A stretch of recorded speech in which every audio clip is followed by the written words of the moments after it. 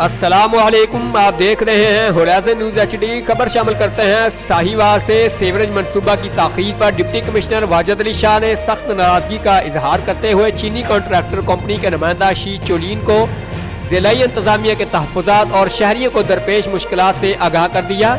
Deputy commissioner نے company نمائندہ سے ان کے دفتر میں ملاقات کی۔ واجد علی شاہ نے اس موقع پر گفتگو کرتے ہوئے کہا کہ Punjab intermediate centre programme Sahiwal کی ترقی کے لیے گیم چینجر ہے۔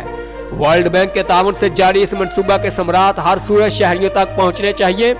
انہوں نے مزید کہا کہ پروگرام کے تحت جاری کام جلد از جلد پایہ تکمیل تک پہنچایا جائے، سیوریج کا کام تیز اور مطلوبہ معیار کے مطابق کیا جائے۔ جاری منصوبہ کی وجہ سے شہریوں کی مشکلات سے آگاہ ہوں۔